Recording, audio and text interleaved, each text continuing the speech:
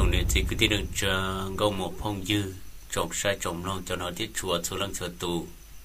rồng xia ở cái trời tì tàu có lúc xia họ chạy nhau là một con đo đo cũ nhau đôi lúc xia họ nọ ấy nhau đi mà nó là cũ đó cá là một băm ba tới ra đời nó giờ đó cá mới cho nó thả chỉ cái đầu chạy cho bây giờ đời tôm nông nhau đôi lúc xia họ chuẩn gì mũi nhau bia toàn đây nó thiệt ấy nhau đi ra ổn hơn nó cũng ba tàu lò chỉ cũng mới cho luôn bề hai tiệt giờ ba su cho đa tỏ năng nó nè nhớ lấy ra sự sang nó mà cứ giấy ra ở chữ sĩ tao một trang giờ dọn trái cần cầu nhớ đầu lúc sĩ hận đó cứ chỉ do hai tia mua năng mua tua có cũng mua cho lọt thả nhớ lấy ra tờ nó mà cứ giấy ra ở chữ sĩ nhớ tròn tờ bê lu rõ kiến ta giờ cũng cho chỉ dụ kế chỉ do chữ sĩ nhớ tròn cho sĩ hận thầu sống ít xia cho bùa xa cho bê xa cho plon đó là một lần ý trong này thì cứ tin được chờ số lần chờ tù sau đó họ lối xuyên đun tê lần đầu cũng so cả cộng đồng nhớ đi ra từ nó một ít nhiều mệt bia toàn đây nó thiết chế nhớ đi ra nó của họ vô thả một khó giờ lò rễ dòng trai soi chè một rung lịch cha để chờ cho họ chỉ bu còn gì lối xuyên hở chỉ chuẩn gì một toàn đây nó để chỉ cũng cho chờ thế giàu này số lần chờ tù bé chỉ cho lòng so cam long xử lý đặc ca nó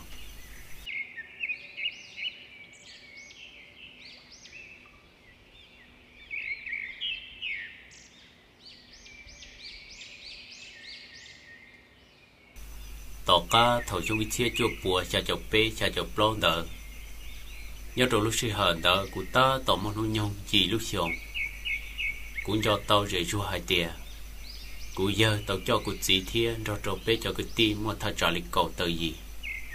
bê tàu kia sang nhân la lòng một nhớ trò hậu lúc rõ đen đu hậu tết cho lợt chùa nhớ đầu lúc xưa hờn thầu của giờ cho bê cho cái tim sang đỡ kia lòng một cho trò hậu lúc rõ đen đu chỉ tôi mới cho cái tim mong là tức kia là một nhóc ổn định cho họ lúc rồi đây đu nó là nhóc định đợi cho cái tim mong nó cũng chỉ bao hai tiền cho là kia có từ là một nhóc cho họ lúc rồi đây đu nó chỉ thầu biết kia là một số cho họ lúc rồi đây đu nó chỉ cú giờ thiệt cú chỉ pe thiệt là một rồi cho cái tim mong nó nhóc ấy dễ ý rồi cho họ lúc rồi đây đu nó nhóc trong lúc xưa hờn đó mà sau đó trực tiếp gió nhẹ ta rồi rồi nhớ để chơi son tua vòng căng thia vòng long cu dễ xứ chỉ ta lên tờ nhớ đầu lúc xưa hở tờ là tê dây rồi rồi nhớ xin ru để đê ta rồi hai giống nút sang rồi lên lo ta rồi li để chuyện đơn tra là cu giờ rồi cho chống ta rồi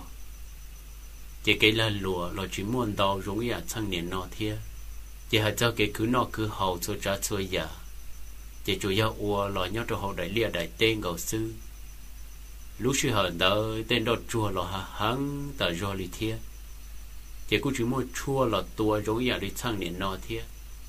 số trả số giờ chỉ chủ yếu sử dụng ở sát tệ cho là một đó cho là một thua cầu sư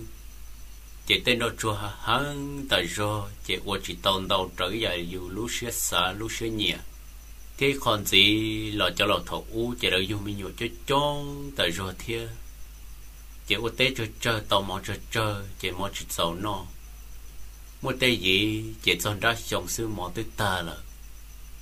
họ mua lấy té gì là ô tòn tàu chỉ cú do hai tia cho trâu lúc chạy ổn đây có biết chuyện đó chỉ lợi mò mà li ta nhớ trâu lúc xưa hờn đó chỉ cho ô tàu bó cử tàu chỉ là cú mua bó cử cho là một sọ ô mò cử no li là sư họ mua té gì ô là ô chỉ tàu ble chỉ tàu bó cử tàu chỉ đã có một khớ còn đông cho là chu cho là cầu ôm mỏ nó nhớ đầu lúc xưa hờn đỡ chỉ sẽ đợi từ gió nhẹ ta rồi li chỉ bên nhỏ nhỏ lòng gió trôi thầu trong ít xíu cho bùa cha cho lâu thầu đỡ chỉ của tôi muốn hôn nhông cầu y lúc xong là lúc xưa hờn đỡ bây giờ mới tu chín giờ hùa chín giờ nhẹ bỏ nó mà nhớ linh đỡ bây tu chín giờ nhẹ bỏ nó chỉ cú do cú chỉ tu cứ kia sẽ thế nào bé tụi xin giờ nhẹ bỏ nó mà cô ấy tôi năng ở mua mình nhọ cho chong tại rồi thiệt chỉ nhớ trâu lúc chơi đỡ mà do lúc chơi của ta tỏ làm play en tu lon ha hắn tại rồi chỉ sợ đỡ mà làm play tại rồi đó chỉ tụi tôi lọc bươn đã tết ta đi là trâu khỏi chỉ lúc chơi đỡ mà kiện còn cò tại rồi chỉ nó chỉ giống như là sang nhiệt no ấy giống một cái chế một có giống chơi chế mà tàu một tiền gầu đã tê tê nữa nhớ trột lúc chạy đỡ chị kế chị chủ yếu tí cho mình nhớ kế một trời tê trong tê một trời bốn đã tê tê là sư chị tê là cũng chủ yếu để ô dê trong đời tên tu rò thế nào nhưng do ô đế trở trong đời tu rò thế sư cho khỏi để nhớ rồi cho lầu sang thầu u mà nó chỉ cờ chia giống như đi sang niệm nọ theo cho lầu thầu u chỉ là những trò chia gì đồ để các bạn chỉ tàu thì nữa để cái tên bùa nhu tử chỉ những trò gì đồ để các bạn chỉ tàu để do lần từ u liệu tê dê trôn đời tê rò đời chỉ những tàu xó là cá lì do chỉ xó là cá chỉ thầu chia muốn nọ ta chỉ lấy những chỉ thể đến ta nữa chỉ sợ đợi những chỉ cả u dê cho hậu rò đi cho khỏi để la xó là cá ta rò chỉ tụi tư là tụi mua đế tụi bồn đã tê cá trong cá hà là sư lúc xưa hận đó chỉ biết tụi chín giờ nhẹ bỏ thiên đỏ trong nước bao nhiêu mình nhua lời thì được tụi bự đồ bó đã tê đom ple lời tụi bự đom ple tỏ bên luôn đó chỉ xuống nó là ta là chỉ nên giờ nhẹ bỏ thì hai trò chín giờ nhẹ bỏ hai tiề còn chín giờ nhẹ bỏ thiên đỏ trong nữa tụi tu cho lại là một chế là mỗi khó bỏ cử thà giỏi khó mò thìเขาไปอยากก่อตัวละนอนดัดเต้แล้วที่นี่มอๆนอดอมเปลเนาะ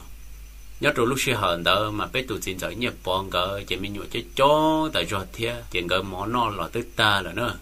chuyện gỡ chuối con này bó cừ chuyện phân bó con này bó cừ đỡ cho lòng một giọt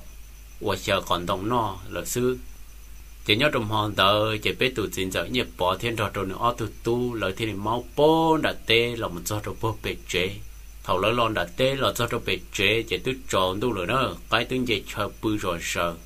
lọt cho chỉ mà lo một bút cái bún bùa chỉ mà lo một ế lọt cho chế chỉ tư tròn tu ý nhiều trả là nó tha trả lý xa mong tư yêu một rồi gì mong ta là năng dễ cho nhau cho hậu và hậu chế chỉ là tương ba yêu bự rồi nữa chúa cho một liềm một tê lọ ế lỡ lọ lê chỉ theo cho lọ phó chúa càng là xứ chỉ mà lý là mua cho bó cử cho lọ thà ế giống mua bó cử cho lọ một giò mà lý cho lọ trâu mà cho lọ một mỏ no nó thầu đó mà tức chỉ trong cái này sang年nói mua chả phải pha rõ thế đó nhớ trong lúc xưa hẳn đó chỉ xí dễ cho là một rõ sư chỉ do ở lăng mà trở sai đó họ do dụ ý lăng rõ sư chỉ kê rõ kê một sáng kê rõ kê một trâu chỉ có cá tại rõ thế để thầu chỉ trang tam mò mà đi tôm mò nó nữa chỉ biết tụi xin giờ như bỏ tụi tuôn đó giờ trái pla gần gần vô chú rõ chỉ có qua chỉ xin giờ như bỏ giờ họ chỉ hạt tiền kia tua đồ bể chế ấy chế bể bỏ mò anh gái khom đó tụi mình nhổ nọ thia nó mà cụ chỉ bể họ nhọ đồ ý nhọ khó bể to rõ là thia chỉ giờ mua ít tôi giờ chỉ hùa giờ bắt su nó nhọ kia rồi đó bể tụi xin giờ như bỏ có chỉ tao đó nữa mà tôi giờ chỉ bắt số nó chỉ biết là nhớ cho hậu sò hậu chỉ biết những mối rằng bây giờ chỉ nữa cho khỏi cho nên do cụ nhẹ lại cho không lâu thế chỉ biết những mối rằng bây giờ chỉ mua đã chỉ là biết những chi lưu theo chỉ nhớ được về cụ chỉ chỉ nhục khó để chờ thế chỉ biết tụi xin giải nhẹ bỏ giờ xa hay tiệt về là để chờ là chỉ chọn tu là thế chỉ được kịp kia muốn đã giờ bắt số sẽ giờ bắt số là họ bỏ chúa là giờ bắt số là chúa nó chẳng cái khó cho là ô tô cho nên chỉ tu nó mong ổn tệ ta kỳ can tu là ô tô chỉ được mà liên ca một thế cho giờ bắt số là nó chỉ thầu chính giờ nhé bỏ xả tàu lên tới chỉ nên thiết đi thiê một son tua tròn đại giờ bắt số là chế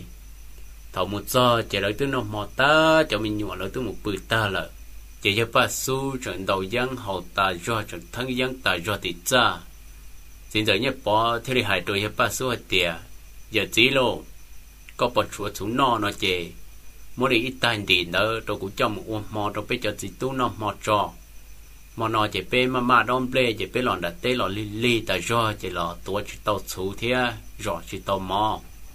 thì do hai tiệc có hòm ba tàu nó chỉ mỗi đi ít tay thì rồi bây giờ chỉ tu mò nó ổn định cho thì ta kỳ can tu mà linh ca tu trâu co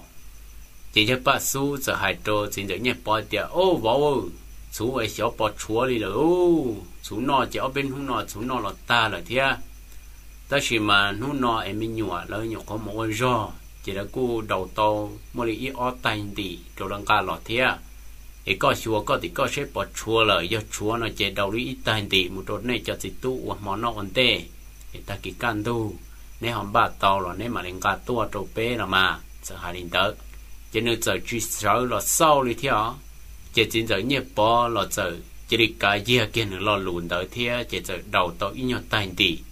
chỉ chính giờ nhẹ bỏ giờ hai đôi giờ chỉ bắt số hai tiền giờ gì chỉ cú đầu ít tay là cho một mò nó ta kỳ cho cũng mà lý chùa tốt cho nên nữa chỉ giờ chỉ bắt số giờ tiền ô mà vào cái chúng ta muốn nó ta kỳ nếu hòm ba tàu là nếu mà lên cả tua họ chấm ba chỉ tàu lại là nó từng ba tàu mà lên cả tua hai linh đỡ chỉ chính giờ nhẹ bỏ dần cả tay nhẹ xuống đỡ là một uo rồi lời cho nên chỉ tu nó mò ta chỉ anh em mình nhua cũng một bự ta rồi chỉ chính giờ nhẹ bỏ mà đi lo thả bỏ cứ chỉ mà đi lo giò chỉ giò tàu mò cứ chỉ lo trâu ta chỉ tí xì rồi rong kia nữa chỉ mà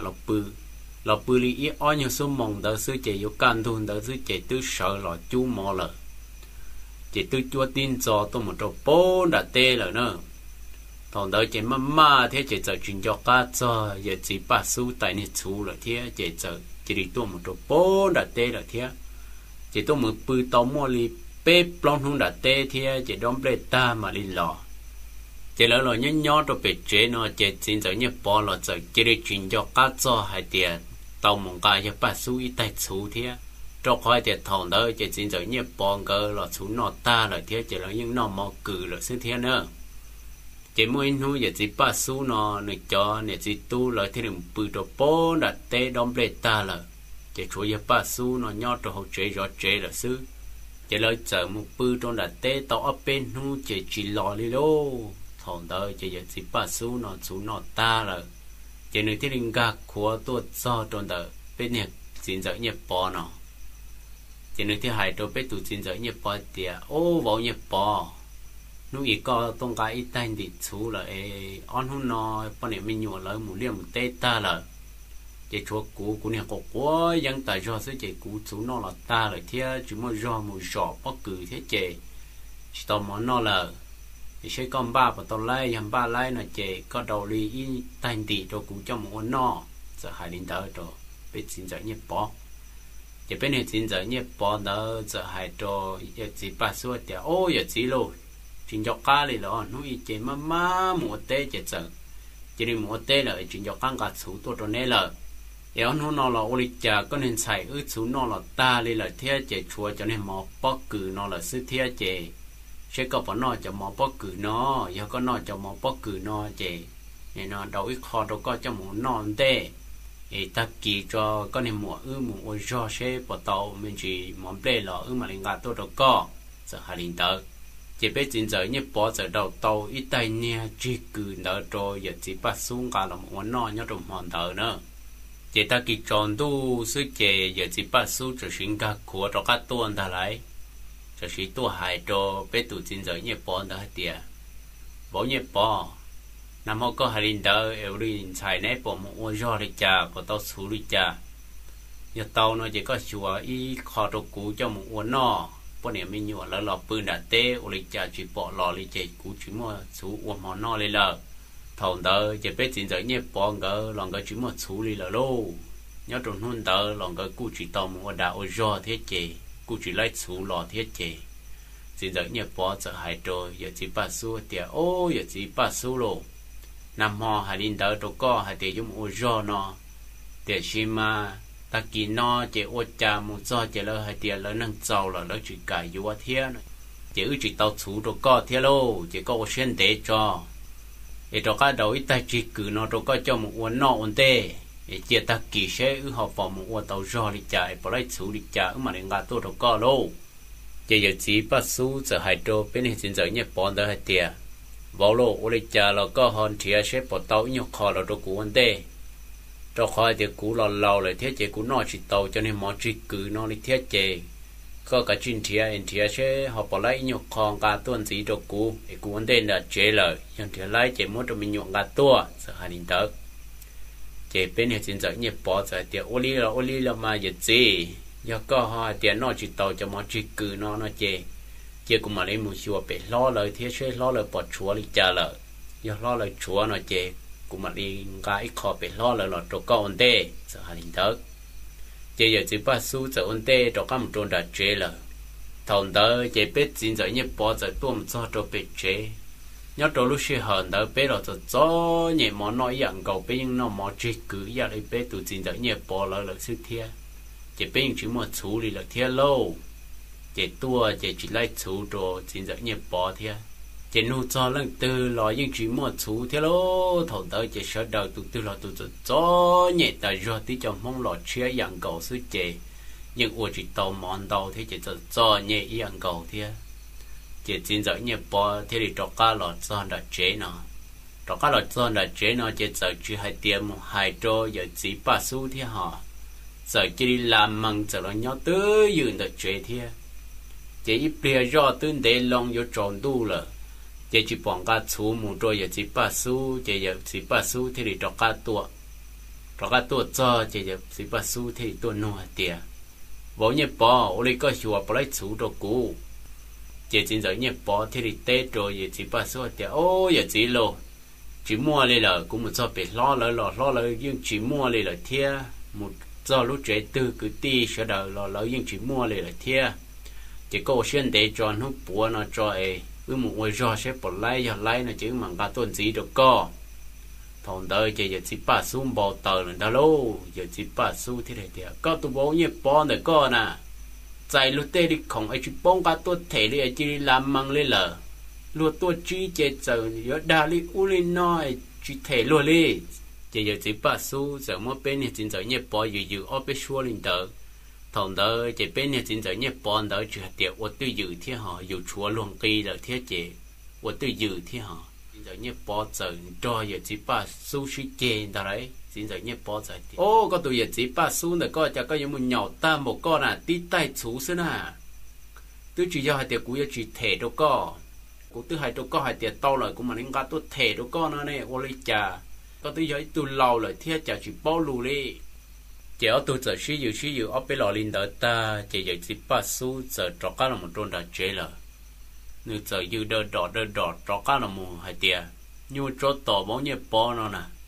chúa luôn kỳ nó chạy luôn một hai nó chạy trời mà phun đó luôn xí chạy thế nhiều mà xứ nó mà như cho tỏ nó nè chạy sợ đời nhưng chỉ bao hai tiệt tụi giờ chỉ ba số nó nữa chơi cho đa nữa trâu kho hai tiệt sợ đời lo nhưng lọt chia dạng cầu thế chạy nhưng chỉ tàu xí bao xia mua non mua hậu chạy sợ đời nhưng tuôn non chuồn từ hồng chuồn từ đa để sử nhưng chỉ bao hai tiệt tụi giờ chỉ ba số nó chơi cho đa nó nữa chế thầu giờ chỉ ba số lòng trơn đồn là chế tí nhiều bia sẽ chế nên giờ chỉ cho đa tua một tỏ chính giờ nhiều bò non đa nữa để khi mà thầu nó cho tuôn đó chế chế cho mình nhọ một cha nữa để trâu cho mình nhọ chế mòn đó chế bự cho ít tam mò sẽ chế chính giờ nhiều bò nó tụ lót giờ chỉ mót plan thần thản ta lấy mót ít ra bằng câu lịch suốt tiền chơi hậu nửa lúc plan câu ít tê hậu lúc plan ta chỉ tụi mình nhọ chỉ những bọt trở lúc ra xưa nữa mòn đó chỉ những bự chỉ tàu rồi ti lo một sát ti lo sát sinh ta chỉ đi mòn đó im mòn lên chia chuông bồi trả lần chia chỉ dùng đi chỉ lấy thế thì hạt tiệt cậu uốn nắng sai trả anh chỉ cho tụi mình nhọ đó họ trâu đi trả nó lấy thế thì trâu ít than nắng tôi uốn sai là những chỉ bỏ trâu chỉ bỏ đi trả đi thế chỉ là tao ăn hút bên hút tao cá sư chỉ tụi mình nhận tu lon đó giờ chỉ đi xịt kia là chỉ là giờ mua ở đâu khó chúa trong bỏ chết ta thằng đó chỉ cho cái tí sơ đờ cũng cả tao mình chỉ chú tổ ba đồ chỉ giờ nhẹ bỏ gỡ chỉ vậy thế nên cả kia tao ở tay đi một đồ giờ chỉ ba xu trong thế ta chỉ cho cá lọ chỉ là cho nên chỉ tu thì cho cá lọ nhoi nhá xăng chỉ sơ đờ nhưng chỉ bao hai tiền chính giờ nhé bọn cái tụi mình nhận tuôn đó ấy giờ chỉ ba số cho đã tỏ đi nữa chỉ tin đua thằng đó là mù chỉ nhớ cho họ là lưu rõ họ chỉ giờ pi mua cho nên mò thông ý lý chính giờ nhé bọn cái tụi mình nhận tuôn đó là mù ta chỉ thầu chỉ năng tư mua tụi năng mò ý lên đó chỉ cứ tí sao đâu một sai chỉ thầu giờ ba số nó tôi một sai chỉ giờ ba số nó tôi một đợt chỉ đầu ít tu ở tu rong lại chỉ là bao tiền giờ ba số nó chơi đầu là lô chỉ thầu tư do tu tư mò trâu rong ý lại đỡ chỉ là tu trời giờ ba số có giờ ba số một đợt chỉ thầu lấy tu trời giờ ba số chỉ giờ ba số mù đỡ nó chỉ giờ bắt số giờ ít khỏi số thế giờ ít khỏi giăng chỉ giờ chế năng tư lỡ mua giăng thêm mua số rồi giờ bắt số chỉ giờ bắt số của một đời có tụ năng đỡ đi do cái tua họ giờ chế năng tư chỉ một số chỉ một giăng rồi giờ bắt số chỉ giờ bắt số nhưng chỉ một đời chỉ tụ năng đỡ cái tua xí nữa chỉ giờ bắt số nhưng cứ nọ cứ hầu nhớ trò hầu lỡ đu ròn đỡ linh đỡ là một tàu linh đỡ ít to trong kia chỉ mỗi mò nhớ trò mòn đỡ chỉ giờ mua tu lúa nhớ trò bó toàn tu rò giờ tu một giò lòng câu nhưng có giờ tu một giò tròn đời giờ bắt số là có chỉ tòn đời chỉ vô tu một thải giờ bắt số tuần xài nữa nè chỉ nhớ trò mòn đời chỉ giờ bắt số là cho nè chỉ tu giờ một bự trò bón đã tê ta là thiệt chỉ chủ giờ bắt số tí lần nhớ trò hậu chế xí nữa chỉ tu lúa đời tu giòn đầu rong chỉ giờ tu sơ sâu và trả chỉ bỏ giờ bắt số tuần xài thì thiệt chỉ hậu chế lòng chế tứ to sẽ chế giờ sai thì tê tròn chế là một bự tê là chế ở tụ tư vô là một chế nó chế giờ nói với bà su dự đời đỏ lu lông hậu chế tua thằng đó chế ở tụ thì sau khó chế mà chế bỏ với bà su mỗi tụ mỗi răng căng thia mỗi trắc công cho là một câu tụ mỗi răng căng tờ chế phân hai lùn tua đi con dâu trò và tụ mỗi răng căng tờ nó nữa chỉ ô lên đó chỉ bia chỉ giờ hai ít tu và cái tiền nhớ cho hậu là lúc rồi hậu luôn bè ó chỉ thằng đó cái bao hạt tiêu để rồi do dơ và bát su nó chơi trò đá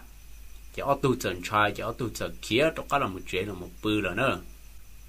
chỉ ta kỳ can tu chỉ giờ xin nó năng dễ do là giờ xin trả nông từ thiết thà nông từ thì mỗi tu cái tiền nhớ cho hậu lúc rồi hậu mò là thiên nó luôn chỉ đợi thế thì hạt tiệt có chỉ đi một trời giúp ba số tuổi đời xưa giúp ba số thế thì giờ đời chỉ đợi thế thì một trời giúp ba số tuổi đời chỉ giúp ba số thế thì tuổi đời chỉ tụ cứ tin đợi thế thì đi thằng đời chỉ ở tụ luồn đợi thế thì bao kia hạt tiệt vô chủ do giúp ba số nó trò đa trò lợi chỉ thầu giúp ba số trò cá là một chế lợi chỉ ở tụ luồn đợi thế thì thả rồi cho cứ ti là nhau cộng rễ cộng sòn đợi chỉ thầu đợi là cú chỉ tông trăng ở tụ luồn đợi thế đó là cú sai thì tê rõ tu luồn đó là đa sư thiết nó chỉ ô cha lo tàu kia ở bên hông tàu cá sư chỉ giờ xí mua ít tu cứ tin nhau rồi họ lấy lưu rõ họ giờ xí tàu cá mò kia lên đầu đùa là thiên ta chỉ tàu cá một trời giờ ba số tuổi đầu chỉ giờ ba số tàu cá tuổi đầu tàu rong kia là thiết tàu đời chỉ cho cứ tin sợ đời thiết thì sai thì ô trong này nó mà tê rõ giờ ba số nó nhưng chơi trò đa chỉ giờ này nó là thiết thì xí tuổi chữ gì hả tiệt rong lên nó chỉ là do tàu mà mỗi giờ ba số nó để cho do chơi giờ ba số ở đây nó chỉ chơi là lú rò họ do trò nhẹ đâu chỉ thầu cho cái tiền sở đó là xã tàu lên đó chỉ lợi thế thì suy còn xưa lợi thế thì mỗi giờ ba số để nhau rồi rộng đó thầu lợi mỗi giờ ba số để tàu chỉ lợi thêm mỗi giờ ba số khu chỉ thầu số giờ ba số nhưng chỉ cả lần đi nữa chỉ là hai ít chỉ là hai tiền do giờ ba số chỉ cả kia chỉ là mỗi giờ ba số tua số cho khỏi thì nhớ cho họ lấy rồi mà cho tin rằng của mò lên đầu mà như chỉ mò lên từ bao đầu rồi giờ ba số tin rằng thiết giờ đầu số chỉ giờ ba số chỉ lần chỉ lấy mò giờ ba số tua nó chỉ nhưng cho trở tiền đó ba giờ tua sinh ra đấy chỉ kia chỉ tuần đa đấy khu mồn đó chỉ qua chỉ ba số thì lần hạt tiền giờ ba số cho đa rồi cho tin rằng đó đa nhớ đến đời và xin giờ nhật bong cái tụi mình tu chỉ giờ ba số trò đa tròn đa thơ tu của ba số trò đa rồi tuần đa nữa chỉ thầu ba số là lằng lên đó chỉ cho cái tí sơ đời mà chỉ thêm bao tờ chắp lại đi nữa chỉ là những xã hay tiền là những mỗi ba số là tua bỏ trên đó thì chỉ mà nếu họ do ít tu năng chỉ giờ chỉ đi những mỗi tua bỏ trên nhung lên đó trả anh chỉ dùng họ những một cái khẩu thế chỉ cho nên nó lấy thêm mỗi ba số đó cho tôi một khi rồi bao tỏi lúc chả bùa lấy thêm một dâu cọ áo cho nó rồi ba số hầu một khâu tia cho nó một khư ba số to hầu chỉ qua suốt trả suốt giả dâu tên này câu nhu lô dâu tên này câu bùa tên đó tên giả của cái tia năng cho nó một rồi ba số hầu cọ và người cho đan đó số lăng nè rồi họ đa mà người chỉ nhẹ và tên này cái phê cái kia trong linh đó chỉ có ô tên này giả cái kia linh đó chỉ nhỏ chỉ tàu chỉ lăng nữa chỉ đó ô linh đó rồi ba số ta chỉ đó chỉ mỗi ba số trò chỉ tỏ cá nó là chỉ ba số cho nên đã chỉ lăng đi lại chỉ nên chỉ cho chỉ tàu đã tỏ lên từ đi lại chỉ là giờ cho ba số là mình nhỏ tàu opelu lì tỏ cá chỉ ba số giờ chỉ vừa giờ chỉ chuyển cho cá tổng để tỏ cá đi lại chỉ tàu kế mù chỉ đi mù rồi giá khá đi lại chỉ mù chỉ đi chỉ bỏ ba số lo đi lại chỉ đi lợn chuyện to nên đó chỉ đi pro đi lại chỉ xin đua thòn đó là một chỉ nhớ trong đời bê lu giòn đó là một chỉ sợ đời thế thì mua kế nhớ nhai sang cứ nó cứ hầu nhớ cả xia là một do đó nên không nên nó ý chồng này chỉ cứ đi nâng trà thì chồng phong dư số lần chờ tù nhớ đi ra nó chỉ có muốn thả cho nó cho trẻ chỉ đi nó sư để cụ bảo thiết chỉ xia thì thầu nem long ta là nên yuan chi cho cái nó cá nhớ rồi